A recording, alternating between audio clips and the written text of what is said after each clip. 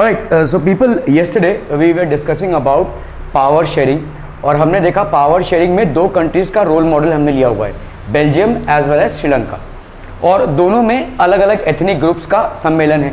तो हमने देखा श्रीलंका में दो एथनिक ग्रुप्स हैं जो हैं आपके Tamilian and Sinhala speaking communities, and in Belgium we have the Dutch speaking community, the French speaking community and the German people as well. ठीक है, तो दोनों का परसेंटेज, ब्रसल्स जो था बेल्जियम का एक पार्ट था, और इस ब्रसल्स में बेसिकली क्या था, गई ब्रसल्स में क्या था, जो परसेंटेज था आपके कंट्री में उसका ऑपोजिट था। ठीक है, so will try and understand.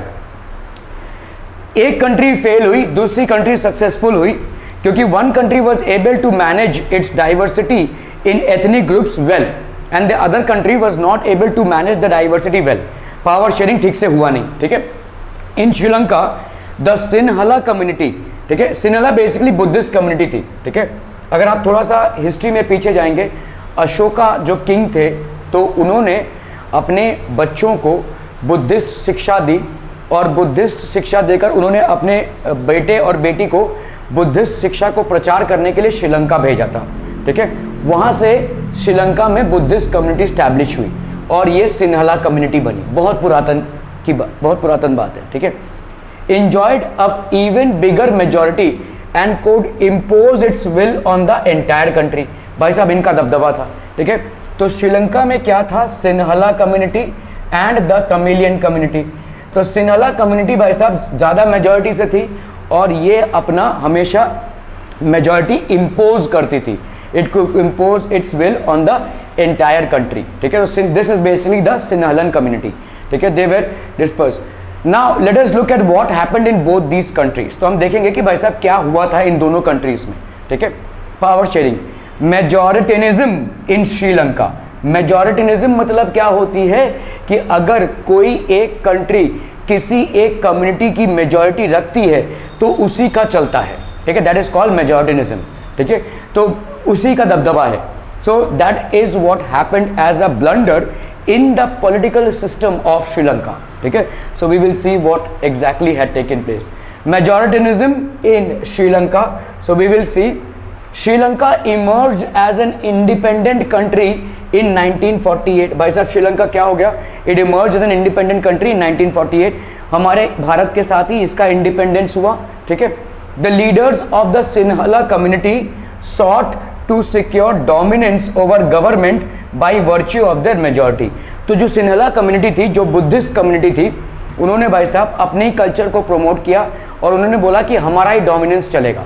ठीक है, गवर्नमेंट में हमारा ही डोमिनेंस चलेगा, प्रिविलेंट होगा। ठीक है, okay, as a result the democratically elected government adopted a series of majority measures to establish Sinhala supremacy. तो जो दो भले ही डेमोक्रेसी से इलेक्ट हुई है भाई साहब, देखो डेमोक्रेसी है, डेफिनेटली डेमोक्रेसी है, but this is not pure democracy. तो इन्होंने क्या किया भाई साहब, this government adopted a series of majoritarian measures to establish Sinhala supremacy.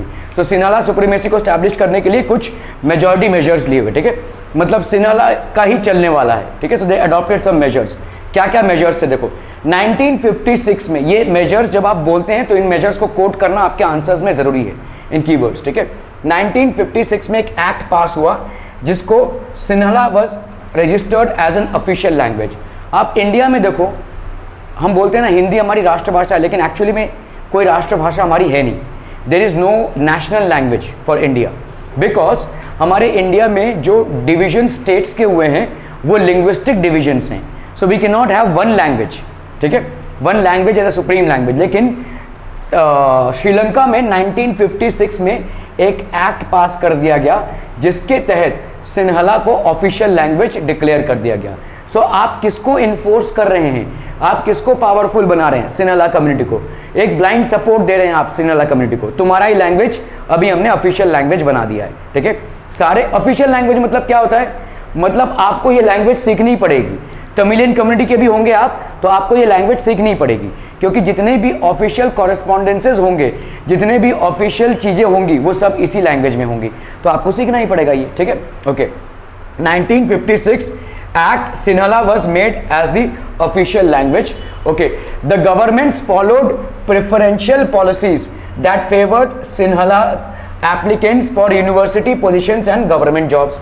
अभी यूनिवर्सिटी में जो सीट्स होते थे, कॉलेजेस में जो सीट्स होते थे और गवर्नमेंट में जो जॉब्स होते थे वो ज़्यादा करके किसके लिए रिजर्व होते थे? सिन्हालास के लिए रिजर्व होते थे.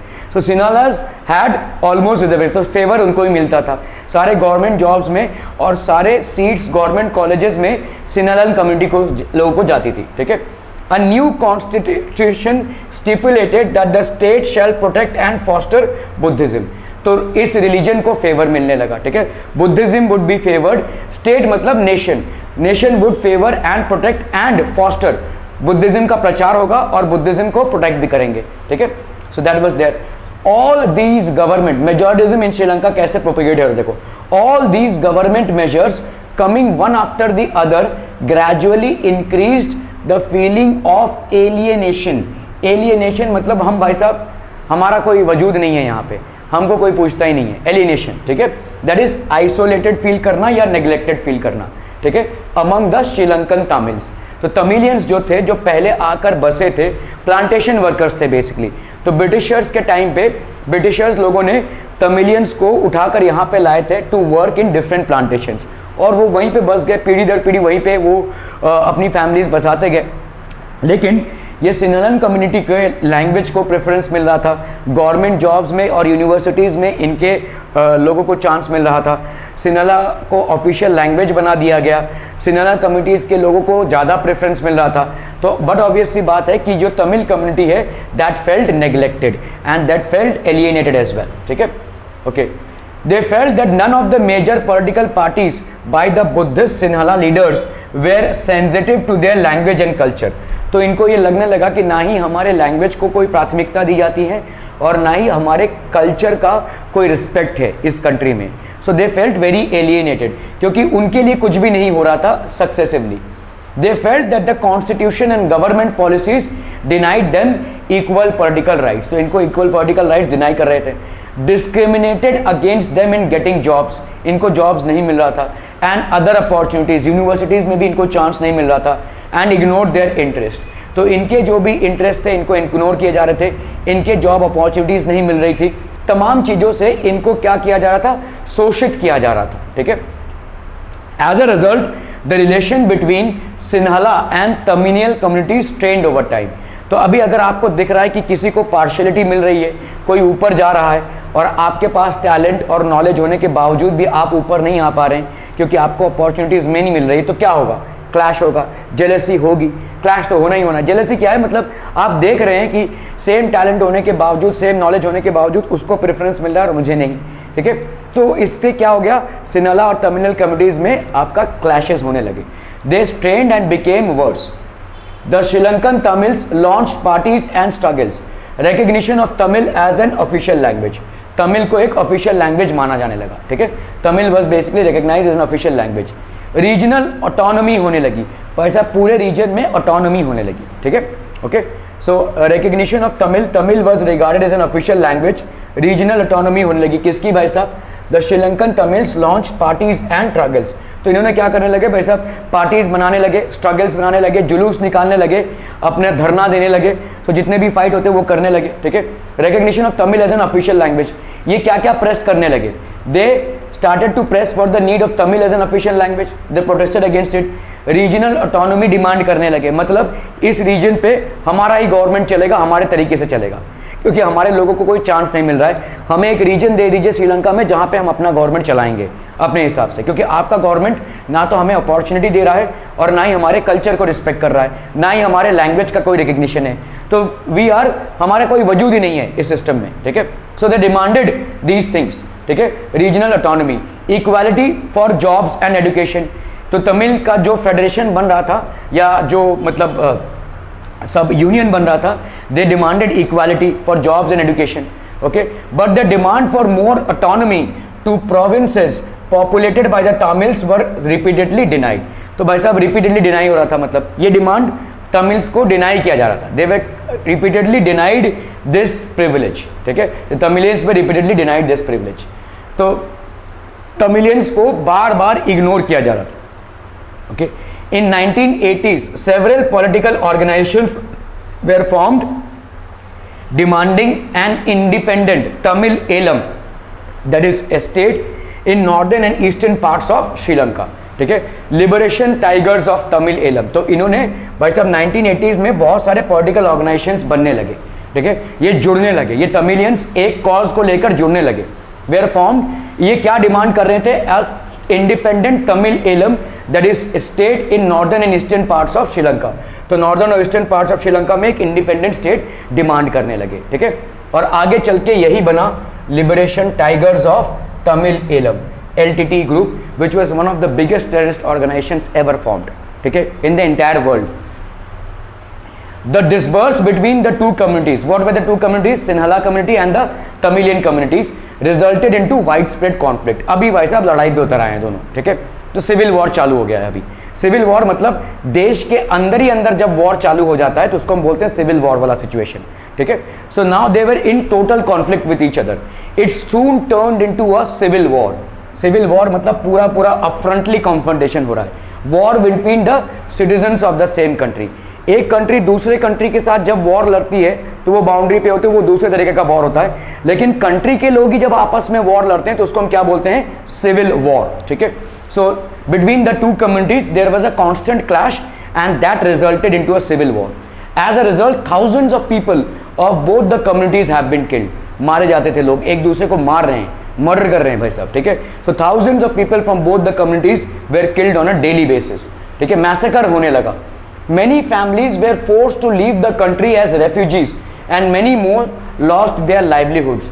तो बहुत सारे लोगों को श्रीलंका छोड़कर भागना पड़ा, लोगों की इनकम चली गई, लोगों की फैमिलीज छूट गई, लोगों का देश छूट गया, ठीक है। देवर अभी सब देख रहे हैं भाई साहब ऐसा मारा मारी चल रहा है, कभी भी हमारी जान जा सकती है, तो we are very insecure here, so they basically escape from there as refugees, ठीक है। You have read chapter 1 of economics textbook class 10 about Sri Lanka's excellent record of economic development, education and health. Sri Lanka में पहले excellent record था इन सब चीज़ों का, ठीक है, इकोनॉमिक डेवलपमेंट बहुत अच्छा हुआ था, एजुकेशन भी काफ़ी अच्छा था, हेल्थ वाइज भी काफ़ी अच्छा ही चल रहा था, ठीक है।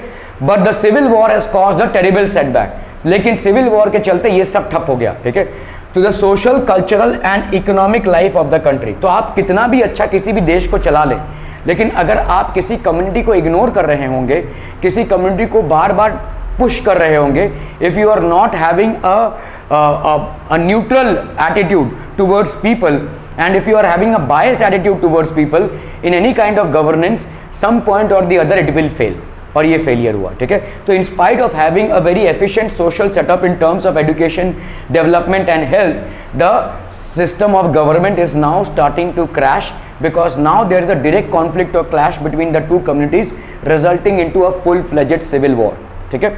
तो इसके वजह से ये होने लगा, okay. Accommodation in Belgium, now we'll try to understand parallelly, जहाँ पे डाइवर्स कम्युनिटीज़, एथनिक कम्युनिटीज़ थे बेल्जियम में, वहाँ पे ये होने के बावजूद भी वो सब नहीं हुआ जो श्रीलंका में हो रहा था, ठीक है। So let's study this. So Belgium, accommodation in Belgium, accommodation मतलब लोगों ने कैसे इसको सुलझाया, या वहाँ के पॉलिटिकल सिस्टम ने कैसे इस इस डिस्पैरिटी को सॉल्व किया। The Belgian leaders took a different path, यहाँ पे लीडर्स ने they basically took a different path, they didn't adopt the ways of Sri Lankan community. They recognize the existence of religious differences and cultural diversities. तो उन्होंने एक दूसरे की culture या एक दूसरे की जो एथनिक चीज़ें थी एक दूसरे पर थोपी नहीं, हाँ तुम भी सही हो, तुम भी सही हो, तुम्हारा अपना लाइफ स्टाइल है, तुम्हारा अपना लाइफ स्टाइल है, तुम्हारा अपना लैंग्वेज और कल्चर है, तुम्हारा अपना लैंग्वेज और कल्चर है, तुम्हारा अपना आर्ट एंड आर्किटेक्चर है, तुम्हारा अपना आर्ट एंड आर्किटेक्चर है, सो एवरीबडी कंसिडर, ठीक है। तो इन्होंने they recognise the existence of regional differences and cultural diversities. तो जितने भी रीजनल डिफरेंसेस और कल्चरल डाइवर्सिटीज थे इनको रिकग्नाइज किया गया, ठीक है। 1973 से 1993 तक दे अमेंडेड देयर कॉन्स्टिट्यूशन 4 टाइम्स। तो इन्होंने अपने कॉन्स्टिट्यूशन में 4 बार चेंजेस लाए, ठीक है। द कॉन्स्टिट्यूशन ऑफ बेल्जियम में इन्होंने 4 बार चेंजेस लाए to ensure that all the communities without any disparity and with due respect are accepted along with their language, culture or whatever their social setup is, ठीक है, without any disparity. They amended their constitution 4 times, 4 बार इन्होंने अपने constitution में change लाया। This enabled everyone to live together with in the same country. तो सब लोग रहने लगे सेम कंट्री में, सेम तरीके, मतलब with no hatred towards each other. The arrangement they worked out is different from any other country and it is very innovative. बहुत ही innovative idea था इनका, ठीक है। कैसे सारे communities को adjust करें ताकि सब में clash ना हो और system efficiently run हो, ठीक है। The system efficiently runs. Some of the elements of Belgium model. Constitution prescribes that the number of Dutch and French speaking ministers shall be equal. तो Dutch minister and French ministers should be equal in the central government. ये भाई साहब equal होने चाहिए according to the constitution. तो जितने भी Dutch ministers होंगे, क्योंकि यही दोनों मेन कम्युनिटीज थी वहाँ पे, जर्मन स्पीकिंग पॉपुलेशन सिर्फ 1% था, ये दोनों मेन था। तो इन्होंने क्या बोला भाई साहब, कॉन्स्टिट्यूशन में चेंजेस ला लाकर उन्होंने क्या किया, that the number of Dutch and French speaking ministers shall be equal, ये इक्वल होने चाहिए इन द सेंट्रल गवर्नमेंट, ठीक है। इन द सेंट्रल गवर्नमेंट ये इक्वल होने चाहिए, okay. Some special laws require the support of majority of members from each linguistic group. तो कुछ special laws थे and they require the support of majority of members from each linguistic group. अलग अलग linguistic group से इनका support ज़रूरी था, ठीक है। Thus no single community can make decisions unilaterally. तो कोई एक single community decision नहीं लेगी, सारे communities का किसी भी decision में involvement होगा, इसीलिए partial decision होगा ही नहीं, कोई scope ही नहीं है, ठीक है। Many powers of the central government have been given to state governments of the two regions of the country. तो state government को काफ़ी powers दी गई, state government central government से, central government ने काफ़ी सारी powers state government को दे दी ताकि वो efficiently इस चीज़ को run कर पाए। The state governments are not subordinate to the central government. मतलब state government इसके नीचे काम कर रहे हो ऐसा नहीं है, they are not subordinate, they will be free, ठीक है, in their own decisions, ठीक है, they will be free to make their decisions, okay. Brussels as a separate government, अभी आपने देखो ब्रसेल का इक्वेशन देखा, ब्रसेल में जो पॉपुलेशन का डिफरेंस था वो एक्चुअल देश के पॉपुलेशन से उल्टा था, ठीक है। एक्चुअल देश में जो रेशियो था ब्रसेल्स में उसका उल्टा रेशियो था। Brussels as a separate government in which both the communities have equal representation. तो डच और फ्रेंच में दोनों में इक्वल रिप्रेजेंटेशन है, okay. The French speaking people accepted equal representation in Brussels because the Dutch speaking community has accepted equal representation in the central government. क्या ये मामला समझ में आ रहा है? देश में डच स्पीकिंग कम्युनिटी और फ्रेंच स्पीकिंग कम्युनिटी दोनों थे, तो देश में इक्वल रिप्रेजेंटेशन हुआ। तो ब्रसेल्स वालों में डिस्पैरिटी थी, ये 80% है, ये 20% है, तो इन्होंने भी बोला नहीं इक्वल ही रखते हैं, पूरे देश में अगर इक्वल है तो ब्रसेल्स में भी इक्वल होना चाहिए, ठीक है। So that was how it was made, ठीक है। ब्रसेल्स में इसने एक्सेप्ट कर दिया। French speaking people accepted equal representation in Brussels because Dutch speaking community has accepted equal representation in the central government. Apart from the central and state government, there is a third kind of government. एक third kind of government था. This community government is elected by people belonging to one language community. एक language community को belong कर रहा है Dutch, French and German speaking, no matter where they live. तो ये दूसरे टाइप का गवर्नमेंट बना। तो एक तो बना आपका सेंट्रल गवर्नमेंट, एक बना आपका स्टेट गवर्नमेंट, और एक तीसरे टाइप का गवर्नमेंट बना जिसको हम क्या बोलते हैं, कम्युनिटी गवर्नमेंट, ठीक है। There is a third kind of government that was formed, that is known as community government. This community government is elected by the people belonging to one language community, Dutch, French and German speaking, no matter where they live, कहीं पे भी रहते हो, लेकिन ये उसको elect कर रहे हैं, ठीक है। तो ये कम्युनिटी गवर्नमेंट है। ये तीन आपके मेजर एथनिक ग्रुप्स थे, लिंग्विस्टिक ग्रुप्स थे. The government has the power regarding cultural, educational and language related issues. कोई भी इशू हुआ जो कल्चर में कैश हो सकता है, आप कोई प्रोग्राम कर रहे हैं, cultural program which might not be a suitable thing to be accepted by the other community, तो इसमें इशू हो सकता है, ठीक है. कोई एजुकेशनल प्रोग्राम आप रन कर रहे हैं या कोई लैंग्वेज रिलेटेड इशू हो गया, तो ये कम्युनिटी गवर्नमेंट उसको सॉर्ट आउट करेगी, ठीक है. The community government which is basically selected by the three communities, that is Dutch, French and German speaking community, will handle all issues which might have a clash, which might be cultural, educational और language related. Are be clear to this one? बहुत बढ़िया भाई साहब, ठीक है. तो ये सारे आपके हो गए भाई साहब cultural issues, okay. Educational issues हो सकते हैं, लैंग्वेज रिलेटेड इश्यूज हो सकते हैं। You might find the Belgian model very complicated, आपको बहुत कॉम्प्लिकेटेड लग सकता है। It Indeed is very complicated even for the people living in Belgium. तो आप बोलेंगे भाई साहब स्टेट गवर्नमेंट सुना था, सेंट्रल गवर्नमेंट सुना था, और स्टेट गवर्नमेंट और सेंट्रल गवर्नमेंट में इक्वल रिप्रेजेंटेशन, ये भी एक अनोखी बात है।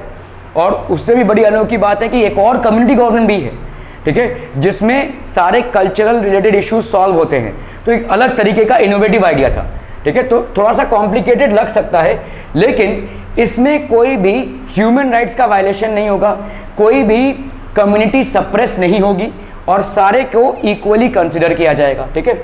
It is Indeed very complicated even for the people living in Belgium. तो सिर्फ बाहरी लोगों को ये कॉम्प्लिकेटेड नहीं लग सकता है, लोग जो बेल्जियम में रहते हैं उनको भी ये कॉम्प्लिकेटेड लग सकता है, ठीक है। But these arrangements have worked very well so far. They helped us to avoid civil strife, कोई सिविल क्लैश होना, ठीक है, between the two major communities and a possible division of the country on linguistic lines, जो श्रीलंका में हुआ, ठीक है। भाई साहब इतना क्लैश हो गया कि in spite of having one of the best health care और सोशल और educational setup, still the country went into a civil war and a huge massacre of people happened.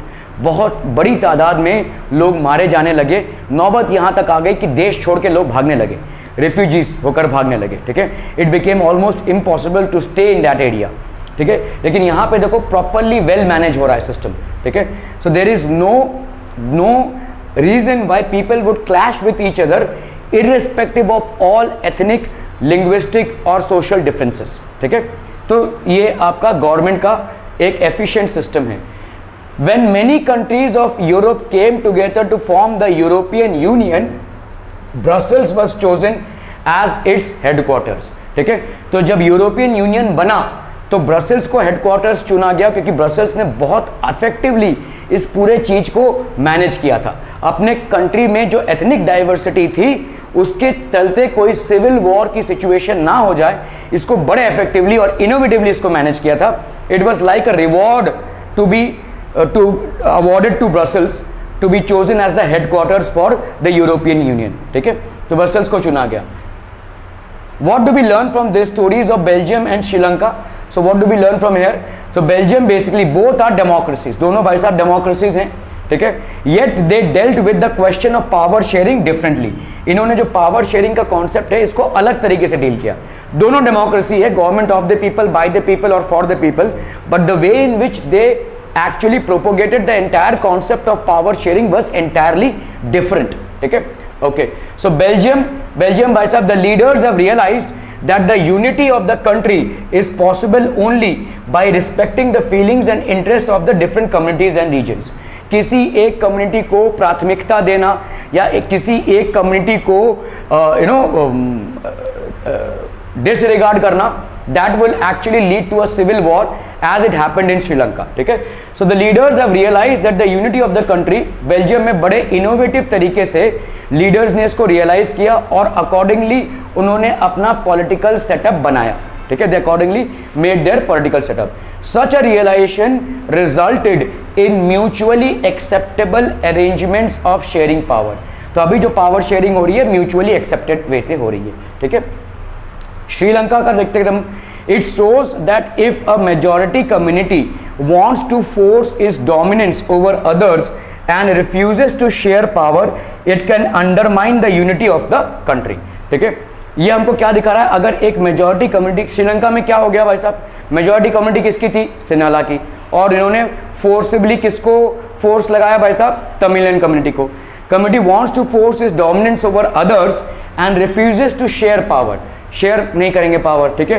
It can undermine the unity of the country. इससे क्या हुआ भाई साहब, country की unity undermine हो गई, कंट्री की यूनिटी टूटने लगी, ठीक है। It is no longer a country. तो ये दोनों फेलियर्स थे। Why power sharing? तो इन दोनों रोल मॉडल से हम देखते हैं कि power sharing is a very important process in democracy, ठीक है। सिर्फ डेमोक्रेसी बोलते रहेंगे तो नहीं होगा, डेमोक्रेटिक गवर्नमेंट सेटअप कर लेंगे तो भी नहीं होगा, जब तक आप प्रॉपरली और एफिशिएंटली पावर की शेयरिंग ना करें, ठीक है। पावर अगर ठीक से शेयरिंग नहीं होगा तो नहीं हो पाएगा, ठीक है। Why power sharing is desirable? Imposing the will, क्योंकि देखो हर कंट्री में कोई तो मेजॉरिटी में रहेगा और कोई तो माइनॉरिटी में रहेगा। किसी की तादाद, किसी कम्युनिटी की तादाद कम होगी, किसी कम्युनिटी की तादाद ज़्यादा होगी। डेमोक्रेसी क्या है? Government of the people, bye the people, for the people. आप भाई साहब इलेक्शन करा रहे हैं, रिप्रेजेंटेटिव्स कार्य कर रहे हैं, लेकिन जो मेजॉरिटी कम्युनिटी है वो अगर माइनॉरिटी कम्युनिटी को दबा रही है, चांस नहीं दे रही है, तो भाई वो तो फिर डेमोक्रेसी का कोई रिजल्ट नहीं आएगा। ठीक है, so imposing the will of the majority community over others may look like an attractive option in the short run, but in the long run it undermines the unity of the nation. तो imposing the will मतलब forcibly अगर majority community minority का दमन कर रही है, ठीक है, उसको ऊपर नहीं आने दे रही है, तो डेमोक्रेसी का रिजल्ट नहीं देगा आपको, और सिविल स्ट्राइफ होना अनिवार्य है। ठीक है, tyranny of the majority is not just oppressive for the minority, it often brings ruin to the majority as well. Tyranny मतलब टिनरी, अभी मेजॉरिटी क्या है? मतलब अपने ही लोगों को चांसेस देना, ये सब टिरनी है ना। ठीक है, टिरनी मतलब बगावत करना, ये अपना टिरनी बोल सकते हैं हम, झोल करना। ठीक है, ऐसा झोल कि भाई हम सर्वोत्तर रहेंगे। ठीक है, तो tyranny of the majority is not just oppressive, ये ऑप्रेसिव मतलब दमन कर रहे हैं किसका? माइनॉरिटी का। For the minority it often brings ruin to the majority as well. इनका भी भाई साहब उसमें हानि हो जाता है। कैसे? देखो, अगर माइनॉरिटी में कोई टैलेंटेड इंसान है, ठीक है, जो अच्छा काम कर सकता है, उसको आपने दबा दिया, उसको आपने अपॉर्चुनिटी नहीं दी। यही इंसान को अगर आपने अपॉर्चुनिटी दी होती तो समाज में बहुत बड़ा काम कर सकता था, जिससे सबको फायदा होता था। ठीक है, so lot of people who might be educated, who might be talented, who might be having a particular skill set of work, who were actually suppressed or oppressed by the majority, were not able to come up in the society, and they were not able to showcase their talent and bring the society up so that everybody benefits from it. ठीक है, तो ये ज़रूरी नहीं है कि सिर्फ minority community ही अप्रेस हो रही है, तो मेजॉरिटी को भी लॉस हो रहा है, मेजॉरिटी को भी लॉस होगा। ठीक है, जैसे अगर मैं बोलूँ कि आपका कोई स्कूल है और उसमें कोई अच्छा स्टूडेंट है, स्कॉलर स्टूडेंट है, उसको मैं बार बार फेल करा रहा हूँ एज अ टीचर, मैं उसको ज़बरदस्ती बार बार फेल करा रहा हूँ, तो इससे क्या होगा? ठीक है, इससे क्या होगा? हो सकता है आप एक ग्रुप ऑफ स्टूडेंट्स को पास करा रहे हैं या एक ग्रुप ऑफ स्टूडेंट हमेशा फर्स्ट आ रहे हैं, लेकिन ये जो स्टूडेंट है ये आगे चल के टॉप कर सकता था, स्कूल का नाम कर सकता था, स्कूल के लिए काफ़ी अवार्ड जीत सकता था, लेकिन वो नहीं हो पाएगा। ठीक है, so that is what will happen. ठीक है, power sharing is the spirit of democracy. ठीक है, ये स्पिरिट ऑफ डेमोक्रेसी है, क्योंकि डेमोक्रेसी का मतलब ही है कि हम लिबरल और इक्वल राइट्स इम्पोज करें। Democratic rule involve sharing power with those affected by its exercise and who have to live with its effects.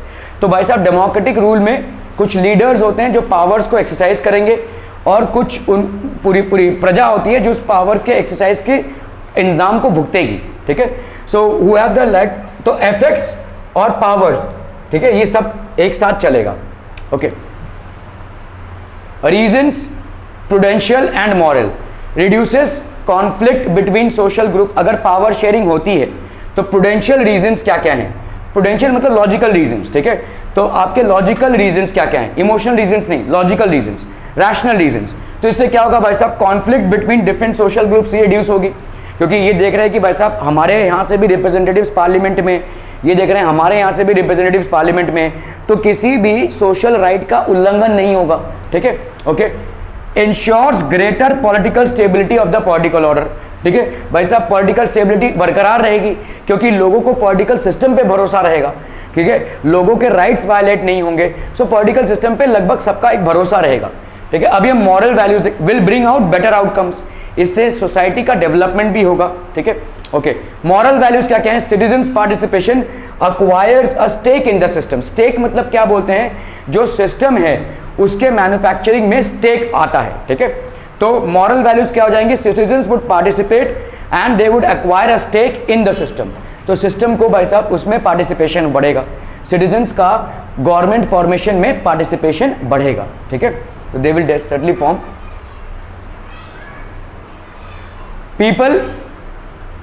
people get right to be consulted on governance। तो लोगों में भाई साहब governance पे consultation हो रहा है। दे विल बेसिकली, मतलब उनको एक राइट मिल रहा है ना कि गवर्नमेंट फॉर्म करने से पहले चलो हमसे पूछ तो लिया है, हमसे जान पूछ तो के लिया है। Emphasises that power sharing is valuable. तो ये भाई साहब आपका पावर शेयरिंग एक वैल्यूएबल एस्पेक्ट हो जाएगा। This will be basically forming a valuable aspect. एनेट स्टडीज, अभी हम एग्जाम्पल ले रहे हैं, in a Dutch medium school in the north eastern region of Belgium. तो समझ लीजिए बेल्जियम में नॉर्थ ईस्टर्न रीजन में एक स्टूडेंट है, हर नेम इज एनेट, ठीक है।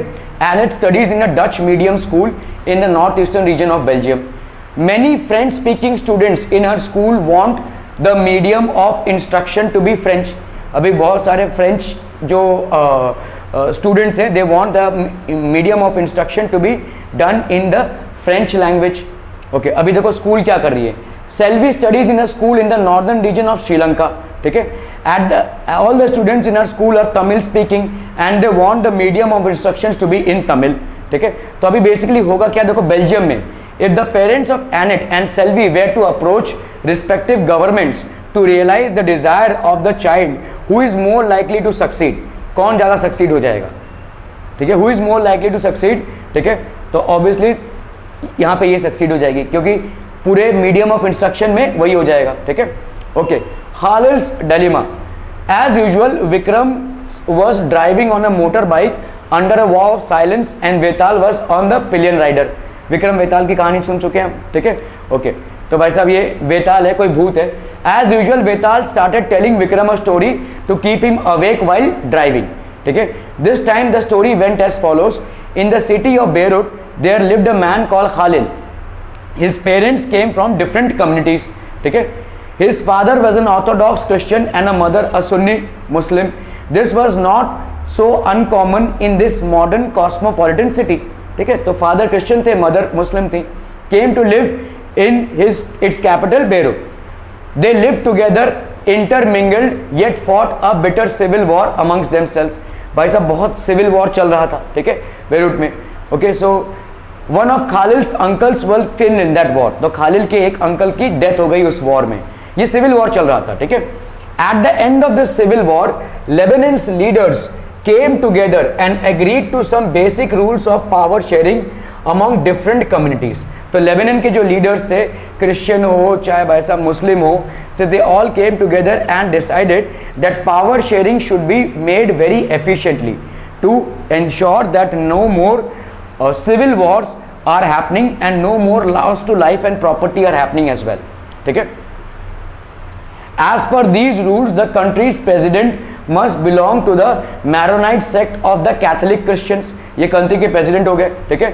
The prime minister must be from the Sunni Muslim community, ठीक है। Okay, the post of deputy minister is fixed for Orthodox Christian sect and that of the speaker is for Shia Muslim। तो यहाँ पे देखो speaker और ये सुन्नी मुस्लिम और शिया मुस्लिम और एक प्रोटेस्टेंट और एक कैथलिक, ठीक है, पूरे ओरिजिनल कैथलिक। तो ये इस तरीके की डिवीजन होगी ताकि सारे सेक्ट्स को इंक्लूड किया जाए, ठीक है। Under this pact the Christians agreed not to speak French protection and the Muslims agreed not to seek unification with the neighbouring state of Syria, ठीक है। तो क्रिश्चियंस लोग पहले प्लान कर रहे थे कि फ्रेंच से प्रोटेक्शन ले लें हम, ठीक है, फ्रेंच आर्मीज को घुसा दें और भाई साहब इनको भगा दें, और ये लोग भी क्या कर रहे थे, सीरिया के साथ मर्ज हो जाए। तो ऐसा प्लानिंग चल रहा था। लेकिन जैसे ही रिप्रेजेंटेटिव गवर्नमेंट में सारे कम्युनिटीज का इक्वल रिप्रेजेंटेशन हो गया, ठीक है, this thing stop. So that is called efficient power sharing, ठीक है। So this is an example of efficient power sharing. When the Christians and Muslims came to this agreement they were nearly equal in population. तो almost equal थे Christians और Muslims की population, ठीक है। Both sides have continued to respect this agreement, though now the Muslims are in clear majority। आज तक भाई साहब ये कम्युनिटी जो क्लैश है ये नहीं हो पा रहा है क्योंकि दोनों एक दूसरे को रिस्पेक्ट कर रहे हैं, ठीक है। और आज की तारीख में मुस्लिम्स की तादाद बढ़ गई है, फिर भी ये क्लैश नहीं हो रहा है। Khalil does not like this system one bit, ठीक है। He is a popular man with political ambition, but under the present system the top position is out of his reach, barred for him, ठीक है। तो इनको top position पे आना है। He does not practise either his father's or his mother's religion and does not wish to be known by either. इनके हिसाब से ना ही इनको मुस्लिम बनना है और ना ही इनको भाई साहब कैथलिक बनना है. He is not interested in these religions. ठीक है. He can not understand why Lebanon can't be like any other normal democracy. तो इनके हिसाब से लेबनन भी एक नॉर्मल डेमोक्रेसी की तरह होनी चाहिए. ठीक है. Okay. Just hold an election, allow everyone to contest, and whosoever wins maximum votes becomes the president no matter which community he comes from. तो इनके हिसाब से जो रिप्रेजेंटेशन होना चाहिए वो कम्युनिटी वाइज नहीं होना चाहिए. इनके हिसाब से प्योर डेमोक्रेसी में जो जीतता है वो वही भाई साहब प्रेसिडेंट बनेगा, प्राइम मिनिस्टर बनेगा, डेप्यूटी मिनिस्टर बनेगा. ठीक है. ऐसा नहीं है कि एक कम्युनिटी से हमको प्रेसिडेंट बनाना है, एक कम्युनिटी के इंसान को हमको प्राइम मिनिस्टर बनाना है, एक कम्युनिटी से डेप्यूटी मिनिस्टर बनाना है, दूसरे कम्युनिटी से डेप्यूटी मिनिस्टर बनाना है. ठीक है. तो जो भी इलेक्शन जीतेगा अपने बलबूते पे उसको भाई साहब बनाने दो government. That is what he thinks. ठीक है. Why can't we do that like in other democracies of the world. बाकी सारे देशों में इसी तरीके की डेमोक्रेसी फॉलो होती है, बाकी सारे देशों में इसी तरीके का सिस्टम फॉलो होता है. So his question is that why can't we do this in the other democracies of the world. ठीक है. His elders who have seen the bloodshed, ठीक है, his elders who have seen the bloodshed of the civil war tell him that the present system is the best guarantee for peace. तो इनके जो elders हैं इनके country में वो खाली को बोलते हैं कि भाई साहब हमने बहुत खून खराबा देखा है और आज जो चल रहा वो सही है. हमने बहुत बड़ा सिविल वॉर देखा है between the two communities. So today at least we are at peace with each other. ठीक है. The story was not finished but they had reached the TV tower where they stopped every day. Vikram Betal basically एक पुरानी कहानी होती है, पुरानी कहानी का फॉर्मेट होता है जिसमें एक राजा जा रहे हैं और उसके ऊपर एक बेताल आता है. वो बेताल बोलता है कि एक कहानी सुनाएगा और उस कहानी के बाद विक्रम राजा से पूछेगा कि भाई अब आप बताओ क्या होना चाहिए, आपका जजमेंट बताओ. तो ऐसा होता है. तो बहुत सारे कहानियां हैं इसमें और इंसानियत को बहुत सारी सीख मिलती है इन कहानियों से. तो आज की तारीख में भाई साहब थोड़ा सा मॉडर्नाइजेशन हो गया है. तो राजा विक्रम भाई साहब जा रहे हैं मोटर बाइक में और बेताल उसको ये कहानी सुना रहा है. ठीक है. Now the story was not finished but they reached the TV tower where they stopped every day. Okay. Vetal wrapped up quickly and posed his customary question to Vikram. If you had the power to rewrite the rules in Lebanon, what would you do? क्योंकि आज की तारीख में खालिल जैसे लोग ये सोचते हैं कि प्योर डेमोक्रेसी जैसे दूसरे देशों में है वैसे ही हमारे यहाँ पे होनी चाहिए, इस तरीके का रिप्रेजेंटेशन नहीं होना चाहिए. ठीक है. तो क्या वो होना चाहिए या जो चल रहा है वही रहना चाहिए? जो पुराने लोग हैं वो यही बिलीव करते हैं कि जो चल रहा है वही सही है, क्योंकि इससे बहुत बुरे दिन हमने देखे हैं जब मुस्लिम्स और क्रिश्चियंस में बहुत ब्लडी फाइट हुआ था और काफ़ी लोग मारे गए थे. ठीक है. So that is basically the question. Would you adopt the regular rules followed everywhere as Khalil suggest or stick to the old rules? Old rules के हिसाब से आपका रिप्रेजेंटेटिव गवर्नमेंट है इन लेबनन और न्यू रूल्स के हिसाब से democracy है, जो जीता वही सिकंदर. ठीक है. जो जीता उसका गवर्नमेंट, वो चाहे किसी कास्ट से हो चाहे किसी कम्युनिटी से हो, अगर लोगों का उस पर भरोसा है और लोगों ने उसको एक प्योर और फेयर इलेक्शन में जिताया है, so he will be forming the government irrespective of his stand point or view or do something else. तो वेताल ने भाई साहब पूछा. Vetal did not forget to remind Vikram of their basic pact. If you have an answer in mind and yet do not speak up, your mobile will freeze and so will you. तो विक्रम वेताल में जैसे कैसा होता था कि स्टोरी ऐसी है कि भाई राजा विक्रमादित्य को ये बेताल को लेकर आना है एक पॉइंट तक. ठीक है. कुछ क्वेश्चन है और वेताल जो है इसके कंधे पे रहेगा. वेताल एक स्टोरी सुनाएगा और उसके जजमेंट को पूछेगा और दो ऑप्शन देगा कि अगर तुमने नहीं बोला तो मैं तुम्हारा सर फोड़ दूंगा, तुम्हारी हत्या यहीं भी हो जाएगी, और अगर तुमने बोला तो मैं चला उड़ जाऊंगा, फिर से तुमको मेकर उठा कर लेके आना पड़ेगा. अभी बोल बोल बोल ऐसा बोलते रहे, उसको प्रोपोगेट करेंगे. तो finally he will speak because he is a very rational person. Raja Vikramaditya काफ़ी रैशनल इंसान थे. तो he will speak and he will give his judgement. तो इसमें क्या जजमेंट होना चाहिए, what should be the judgement और what are the things that we should basically consider.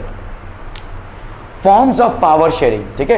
So the idea of power sharing has emerged in opposition to the notions of undivided political power. तो power sharing जो है भाई साहब, the idea of power sharing has emerged in opposition to the notions of undivided political power. ठीक है. Okay. So now for a long time it was believed that all power of a government must reside in one person or group of persons located at one place. तो बहुत सालों से ऐसा मानसिकता लोगों का चला आ रहा था, ठीक है। It was felt that if the power to decide is dispersed it would not be possible to take quick decisions and to enforce them.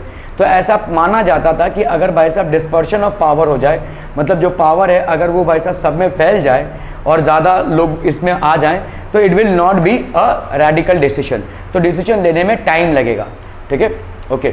But these notions have changed with the emergence of democracy. लेकिन democracy जैसे जैसे आती गई, these things have basically changed. On basic principle of democracy is that people are the source of all political power. जितने भी लोग हैं, सब जितने भी पॉलिटिकल पावर्स हैं, people are the source of it, ठीक है। In a democracy people rule themselves through institutions of self government. Village level पे हो, डिस्ट्रिक्ट लेवल पे हो, स्टेट लेवल पे हो, नेशनल लेवल पे हो, it's people who decide the government and the format as well, ठीक है। In a good democratic government, due respect is given to diverse groups and views that exist in a society. तो एक अच्छे democratic government में क्या होगा, ठीक है, the due respect is given. जितने भी ग्रुप्स हैं, एथनिक ग्रुप्स हैं, उनको ड्यू रिस्पेक्ट दिया जाता है, ठीक है। Every one has a voice in the shaping of public policy. सबका एक वॉइस है, ठीक है। Therefore it follows that in a democracy political power should be distributed among as many citizens as possible. तो जो पॉलिटिकल पावर है वो basically equally distribute होना चाहिए जितने चाहे सिटीजन्स में, ठीक है। It should be equally distributed. Power is shared among different organs of the government. In modern democracies power sharing arrangements can take many forms, ठीक है। तो let us look at some of the most common arrangements. So we will see these arrangements letter.